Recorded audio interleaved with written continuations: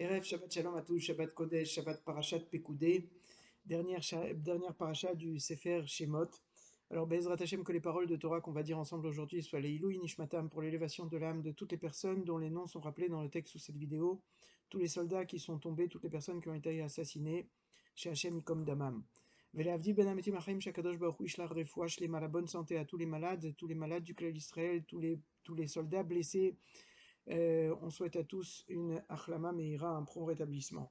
Et enfin, toutes nos tfilotes, ce limoud, tous nos mitzvot, que ce soit pour le mérite et la hatzlacha et la réussite de tous nos soldats, et le retour très très rapide des otages, Brim Veshlemim, en bonne santé, Bezrat Hashem. Alors, on a l'habitude de parler de Parashat Hashavua, et je voudrais essayer de parler un tout petit peu de Parashat Hashavua et aussi de Purim, puisqu'on s'approche à grands pas de Yémé Purim, des jours de Purim, et on va essayer de voir un autre aspect de la Megillah. Alors avant ça, dans notre paracha, on va terminer, comme on l'a déjà dit déjà il y a quelques semaines, les parachiotes du Mishkan, de la construction du Mishkan, elles se séparent en quatre parachiotes, Teruma, Tetzavé, qu'on a vu qui étaient les ordonnances de comment faire le Mishkan, et ensuite on a eu Parashat Kitissa, qui était comme une sorte de pause, d'interruption, et on a repris avec la semaine dernière Parashat de Vayakel, et Parashat de Pekoudé cette semaine qui vient terminer acheminer le Sefer Shemot. Et dans le Perek Lamed Tet, dans le chapitre 39 de notre parasha, du Sefer Shemot, il est écrit, pour ceux qui veulent aller voir, c'est le Pasuk Membet, donc 42, il est écrit Kechol asher tziva Hashem et Moshe ken asu bnei Israël et kol ha'avoda. Comme avait ordonné Akadosh Baruch Hu à Moshe, comme ça, ken asu bnei Israël et kol ha'avoda, les bnei Israël ils ont fait tout le travail, tout ce que Akadosh Baruch Hu avait demandé par l'intermédiaire de Moshe, eh bien les bnei Israël ils avaient fait tout le travail. Le pasuk d'après, Vayar Moshe et kol ha'melacha, Moshe il a vu tout le travail qui a été fait. Veine asu ota kasher tziva Hashem ken asu. Et voici que et ils l'ont fait, c'est-à-dire que les Bnei Israël ils ont fait comme Akadosh Baruch Hu avait demandé, ken asu, comme ça ils ont fait. Donc on revient à chaque fois sur cette notion de asiya, sur cette notion de ça a été fait de façon fidèle à l'ordonnance d'Akadosh Baruch Hu, au tzivouille, au comment Akadosh Baruch Hu avait demandé que ce soit fait, et bien comme ça a été fait. Et le pasuk se termine en disant Vaïvarech otam Moshe, et Moshe les a bénis. Alors, Rabotai, il faut comprendre quelque chose. Ce que je dis, c'est, on va lire le Rashi, qui est très très beau en soi, mais aussi un petit peu inspiré d'une sira du Rav Reuven Sasson, qui nous dit que les kelim du Bet Amikdash, les kelim du Mishkan et du Bet Amikdash après, tous les ustensiles du Mishkan, c'était pas uniquement des ustensiles matériels. Le but de chaque ustensile du Mishkan et du Bet Amikdash, c'était d'être en fait le support par lequel les lumières des mondes supérieurs allaient pouvoir s'exprimer dans les mondes inférieurs. Et donc, c'est oui quelque chose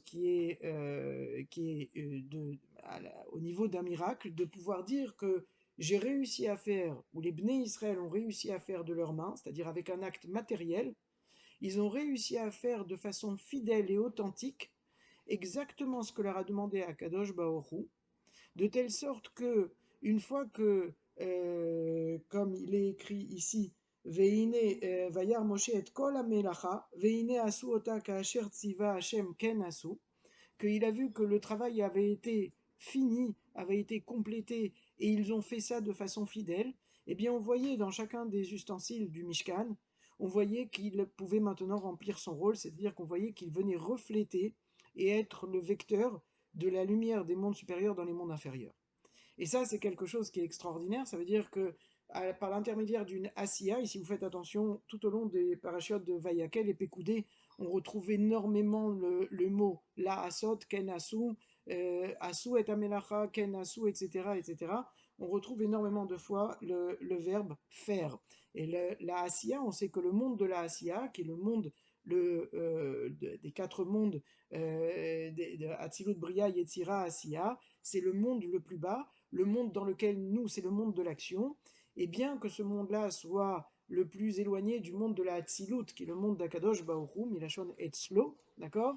Eh bien, la lumière des mondes supérieurs, elle descend, elle passe d'un monde à un autre monde, et à chaque fois, elle va être Lovesh Tsura, Vepochet Tsura, elle va avoir une apparence différente pour finalement pouvoir prendre une apparence qui nous permet à nous, dans ces mondes-ci, de pouvoir percevoir quelque chose de cette lumière, puisque dans les mondes supérieurs, cette lumière, elle est trop forte pour nous, donc on est obligé de construire, nous, des kelim, des outils, par l'intermédiaire des mitzvot, par l'intermédiaire de notre étude, pour pouvoir, au fur et à mesure qu'on grandit en chorma, qu'on grandit dans notre limoud, on agrandit nos kelim, nos ustensiles, qui nous permettent donc, qui sont des médias qui nous permettent de mieux comprendre le message qu'Akadosh Baruch Hu veut nous transmettre, et donc la lumière, de pouvoir capter mieux la lumière d'Akadosh Baruch Hu.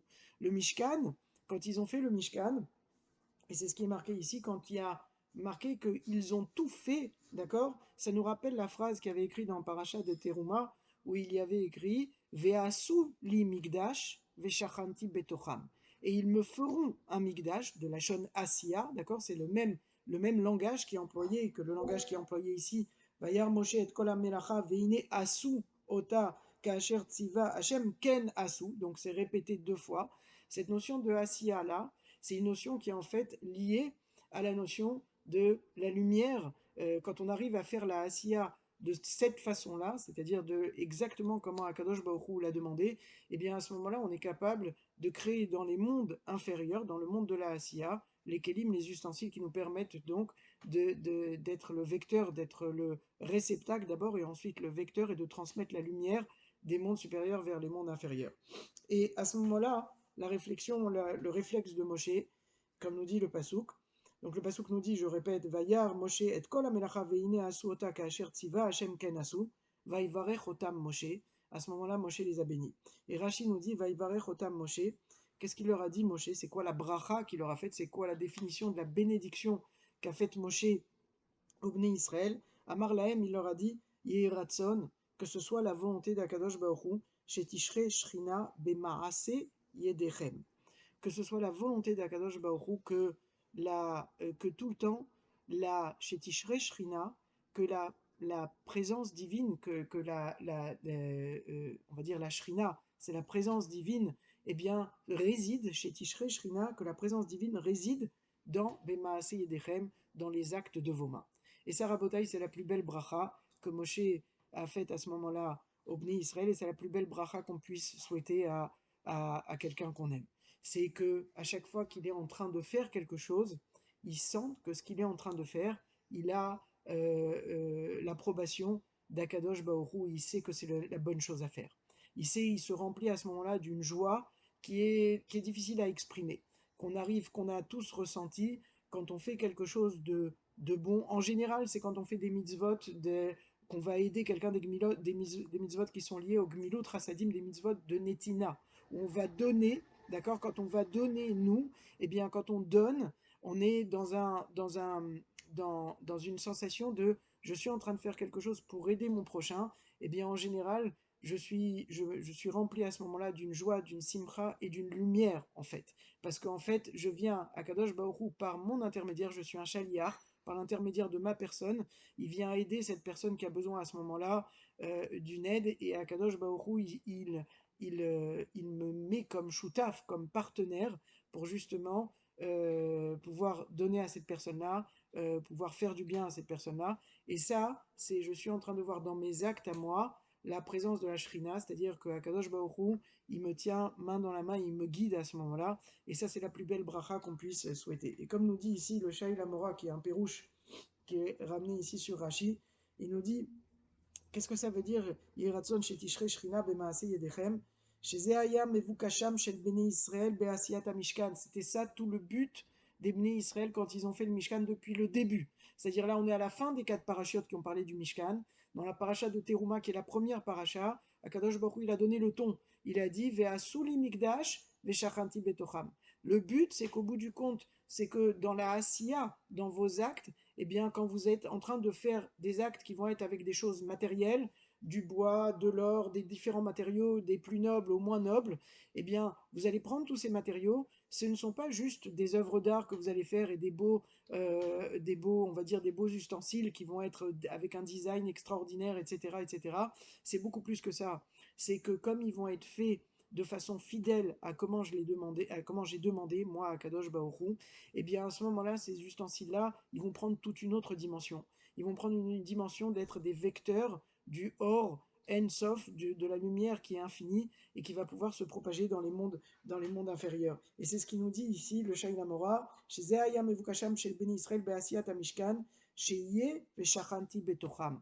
Que quand on est Veasuli Mikdash, quand on fait les actes, nous, ici dans ce monde, que ce soit aussi dans notre vie à nous, c'est pas que les Bnei Israël quand ils ont fait le Mishkan, quand on fait les mitzvot, quand on vit, parce que la Torah, c'est pas juste un livre de lois qu'on doit appliquer comme ça, c'est un Orach Chaye, c'est Orach Chaye, c'est la façon de vivre pour nous. C'est-à-dire que c'est pas uniquement quand je suis au Beth Knesset que je dois me comporter d'une certaine façon, ou quand je suis dans un endroit d'étude ou devant ou en train d'étudier que je dois me comporter d'une certaine façon. C'est toute ma vie qui est dictée par la Torah. Et quand je comprends que tout ce que je fais, même les actes les plus a priori, les plus petits, bien tout ça, eh bien ce sont des choses qui peuvent servir de support pour justement que la lumière d'Akadosh Baoru réside et se propage à travers ce qu'on fait. Eh bien c'est ça, Ve'asul imikdash ve'shachanti betocham, en l'intérieur de nous. À ce moment-là se dévoile en nous cette partie de notre Neshama qui est une partie d'Akadosh Baoru. Et dans ce qu'on fait, on est en train de lier nos actes qui sont a priori quelque chose de matériel, et je suis en train de les faire monter à un niveau bien supérieur, à quelque chose qui prend une dimension spirituelle. Et on voit ça même aujourd'hui quand on regarde les grands rabbinim de notre époque, ou même de l'époque d'il y a quelques générations, on voit que chaque acte est pesé, chaque chose, chaque parole, eh bien avant d'être dite, on ne parle pas sans peser ses mots, et on ne dit pas des choses stam, des paroles comme ça. On fait attention.